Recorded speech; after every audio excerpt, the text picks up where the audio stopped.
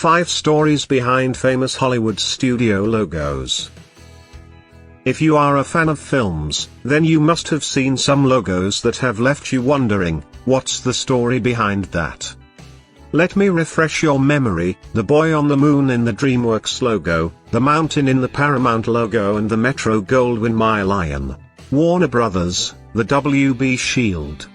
Warner Brothers has had quite some history, and yes, it is legally Brothers, not Brothers. It went through 11 logos for it to settle on the one currently in use. The company was started by 4 Jewish brothers who emigrated from Poland: Herbert, Albert, Sam, and Jack Warner. At the start, Warner Brothers had trouble attracting top talent in 1925 after Sam's urging. Warner Brothers made the first feature-length talking pictures. Harry famously said, "Who the wants to hear actors talk?" and Mac out the ball rolling for the studio to make Warner Brothers famous. Paramount, the Majestic Mountain. The Paramount Majestic Mountain's logo was first drawn as a doodle by W. W. Hodgkinson during a meeting with Adolph Zukor, who is one of the founders of Famous Players film company that eventually became Paramount. It was based on the Ben Lomond Mountain from his childhood in Utah. The first logo was used in 1914 and it is now the oldest surviving logo in Hollywood. The original logo has 24 stars which symbolized Paramount, then 25 contracted movie stars. It's now 22 stars. 20th Century Fox, the Searchlight logo. The 20th Century Fox Film Corporation came about in 1935.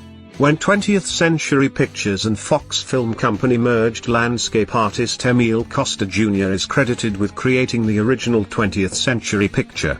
If you're wondering who Costa was, he was famous for its matte painting of the Statue of Liberty, that is showed at the end of the 1968 movie Planet of the Apes and many other films. After the merger, Costa replaced Pictures Incorporated with Fox to make the current logo. DreamWorks, Boy on the Moon. One day back in 1994, 3 brilliant people got together: director Steven Spielberg, Disney director Jeffrey Katzenberg, and music producer David Geffen. They decided to create a new film studio that's now known as DreamWorks.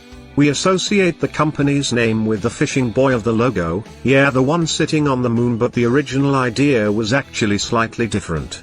They were originally looking for a computer-generated image of a man fishing from the moon, but visual effects artist Dennis Murin, who was then working along with Spielberg, insisted on making the logo by hand, and so they asked illustrator Robert Hunt to draw it. Hunt was called in to execute the final image on which the motion version was based. It took him 3 months to complete the final motion logo with the boy fishing from the moon.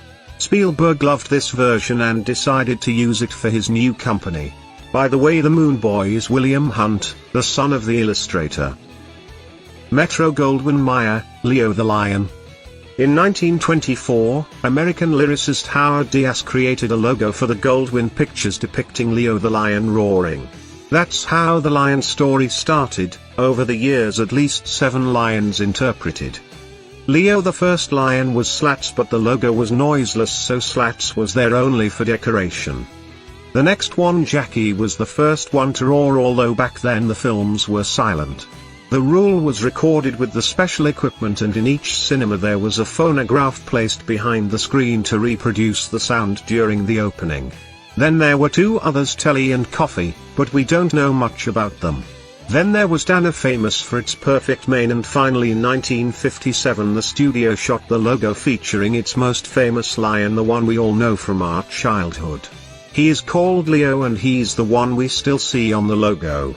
By the way, no lions were harmed on the set, so don't believe any stupid rumors. If someone shows you a picture to prove you otherwise, just know that it is fake.